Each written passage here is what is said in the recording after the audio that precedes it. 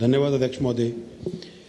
मेरे चुनाव क्षेत्र के लगभग 748 लोग जो हिमाचल प्रदेश वूल फेडरेशन में पंजीकृत हैं, परंपरागत तरीके से हमारे समुदाय का व्यवसाय जो है भेड़ पालन, उससे जुड़े हैं।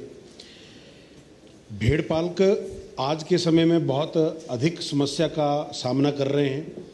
अभी सर्दियों में प्रवास के दौरान पिछले एक हफ्ते की मैं अगर बात कहूं तो मुझे लंज, ढक्की की धार, नूरपुर, लपियाना, रानीताल, इन क्षेत्रों से चोरी की अनेकों घटनाएं लोगों ने मुझे सूचित की। मैंने पुलिस विभाग को सूचित किया, यहाँ के पुलिस प्रशासन को सूचित किया, परंतु कहीं कोई कार्रवाई नहीं हुई।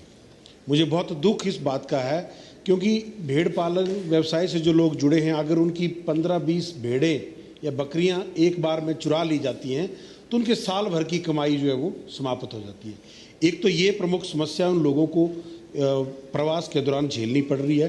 साथ ही साथ जो भेड़ों को, बकरियों को जो दवाइयाँ दी जानी चाहिए, वो मुझे जो जानकारी है कि उसका रेट कॉन्ट्रैक्ट समय पर नहीं हुआ, जिस वजह से प्रवास के दौरान जो लोगों को ज़रूरी दवाइयाँ मुहैया करवानी चाहिए थी, एक तो वो लोगों को उपलब्ध नहीं हो पा रही हैं।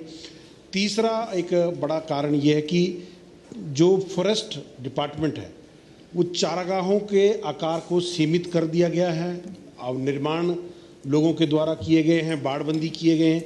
तो मेरा केवल इतना कहना है कि वो भेड़ पालक कोई पेड़ पौधों को तो नुकसान करते नहीं है। अब जानवर, जंगली जानवर या हैं चाहे पालतू जानवर हैं, खाएंगे तो घास ही, पेड़ को थोड़ी खा जाएंगे पूरा। तो ये तो हमें थोड़ा सा अपने नियमों में भी रिलैक्सेशन देनी पड़ेगी, क्योंकि प्रकृति ने भोजन की व्यवस्था उनके लिए पेड़ पौधों के रूप में की है।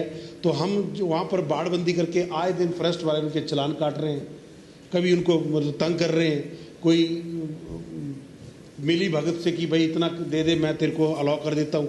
इस तरीके की अनेकों समस्याएं आ रही हैं। तो आपके माध्यम से मैं सरकार से ये आग्रह करता हूँ कि जो भेड़ पालकों को जो ये समस्याएं आ रही हैं, इस पर सरकार विचार करे। एक और समस्या कि राजस्थान से और अन्य प्रदेशों से जो पशु है यहाँ पर बेचने के लिए लाए जा रहे हैं, और जो स्थानीय पशु हैं, स्थानीय भेड़ पालकों की भेड़ें हैं, बकरियां हैं, उनके लिए बाजार में फिर खरीदारी कम हो रही है, जिससे ये व्यवसाय अब खतरे की जद में है।